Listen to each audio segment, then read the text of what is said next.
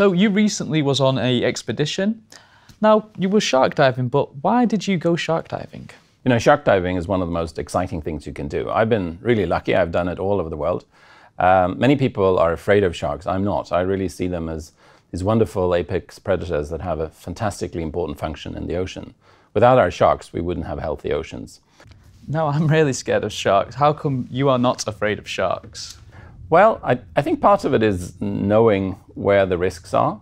Of course, if you behave like prey, you're likely to become a prey. If you don't, you're much less likely to be sort of at risk. There's very few divers that get attacked by sharks. In fact, it's almost always surfers. Now, surfers would typically behave like a wounded seal. They're splashing around on the surface in a way which doesn't look particularly, it looks awkward basically for the shark, and that can trigger their attacking instinct. Some other shark attacks happen in very murky waters where basically the sharks don't see what they're attacking. Whatever moves is sort of what they go for. If you're a shark diver, you tend to be in a much more controlled environment in the sense that you actually can position yourself so that you don't look like a prey and you don't behave like a prey. And then they're very unlikely to want to go and try you out. So where are the best places for shark diving? There's a bunch of places you can go. I've basically dived in all the big oceans. If you want to go whale shark diving, I just came back from Maldives last week. It's a good place to go. Or Mexico would be another good place for whale sharks. But there are a few other places, of course, where, I mean, these sharks roam all over the world, but there's some places that are easier to access them. Bull sharks, like this one, would be Fiji, for example. Fiji has a very well-organized bull shark diving. It's perhaps the most dangerous of all the sharks. They're in fact also the ones that go up into fresh water.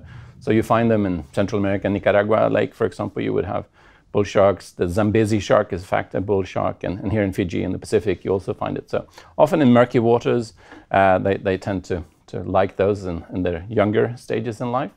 But here is in the open ocean that I dived with them. Has shark diving in a cage or even without a cage affected the shark's behavior?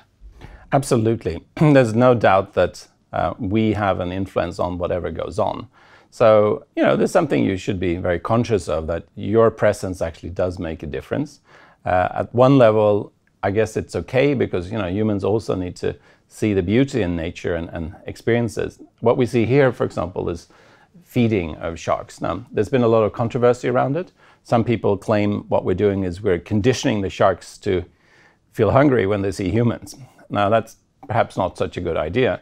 I think the reality is, like in this case, they're feeding them pieces of tuna heads. The risk factors of that are relatively small, but for sure you can condition fish to behave in certain types of ways.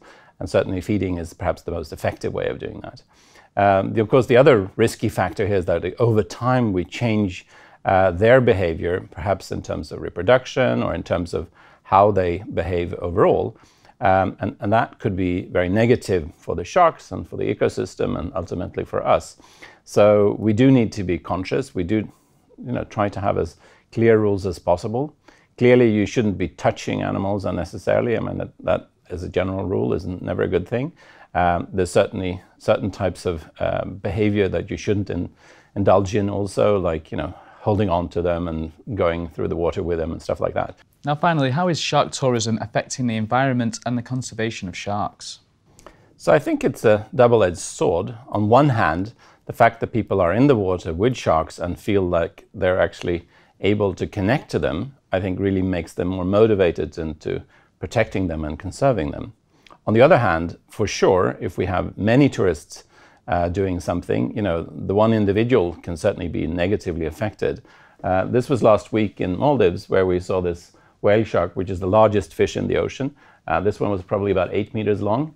As you can see, there wasn't a lot of people in the water, and I took this shot, but within half an hour, I think we saw a good 10 boats show up, probably with up to 15 people each.